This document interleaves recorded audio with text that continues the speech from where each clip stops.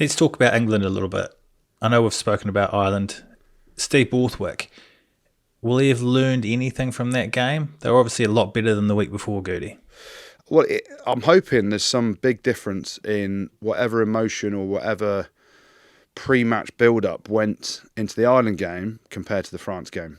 Because the France game, you looked at it and it was a team that they weren't at the races physically. It was men against boys, as we spoke about, and there's got to be something emotionally to tag yourself to on a game. And people say, well, that the physicality they came out with and our discipline was slightly off, but that comes with the line speed that you're trying to produce and then competing at every breakdown. What he learnt was actually there is a lot of ticker in this team in a fight, but you also learnt that you're playing the best team in the world, and ticker and fight and hard work and a bit of mauling and gooing and trying to be physical and trying to put Sexton off and all those basics which should be sort of non-negotiables in a game aren't enough to beat the best team. So you'd hope the learning is, okay, we can have a foundation of physicality and a foundation of where we're at, and one thing you will learn is whenever Manu Tuolangi's fit, pick him, because you talk about physical specimens, you talk about tackle count and effort on effort.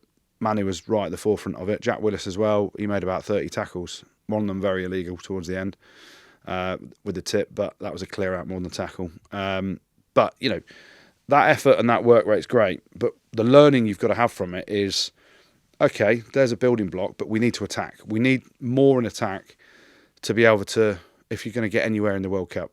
We should get through our group, and then the quarter-final against either Australia, Fiji or Wales, and then you're playing in a semi-final and a final, you're playing one of the big teams. And if we just rock up with a basic game plan of we're going to kick everything deep, we're going to try and drive line-outs and put pressure on teams, the game's moved on, I think, for those top teams that can unpick you without a decent attack yourself. So the learning is we've got 6 months now. We're going to have loads of time together where we can really get to know each other and get excited about playing for England. And when we do, we're going to be excited and excite the crowd. So find some attack.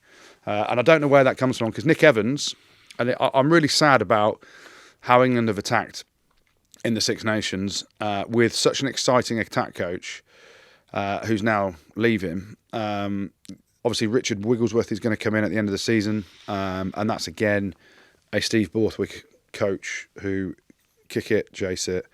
Let's see how we get on and put pressure on them. So we've got to add more to our game. That there are some improvements that we made at the weekend, but there needs to be huge steps in. Why don't you just study Ireland and France and Scotland to a certain extent and how they play and try and pick out the best bits from them. Yeah, you watch Ireland play, every player can ball handle, and I've said it for years on here, out the back, front door, chuck a 15-metre pass, chuck an inside ball, understand the line, sit a defender down, and that's the detail we've got to get to.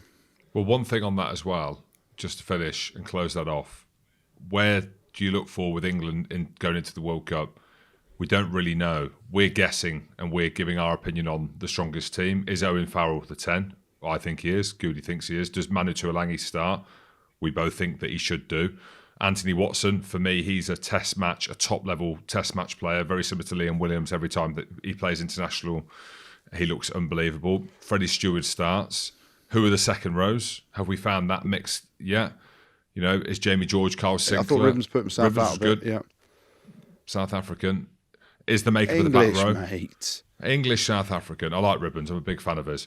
The back row, is that the right thing? So the difference is with Ireland, France, Scotland, All Blacks.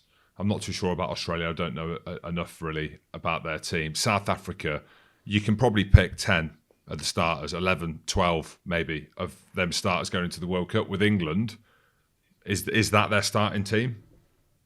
Do you know what I mean? Like with another fit second row. That's certainly the back row that he likes. Is that the right back row that can win a World Cup? And maybe the good thing for England... Courtney Lawes comes back in, doesn't he? Yeah, if and he's the other fit, Curry. this is what I mean.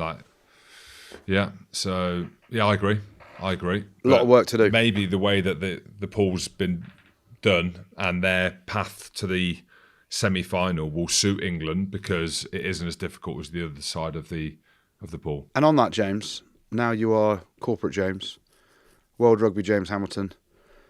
Can you seriously change the draw at the World Cup for 2027, so they don't draw it 3 years in advance or whatever they do, because it's absolutely ludicrous right now that you've got the top 5 teams in one half of the draw. Ireland, France, South Africa, New Zealand, Scotland are 5th, is that right? Yeah. And then I think, that must be it. So 6th is probably us, then Argentina, 7, Wales, Japan, yeah.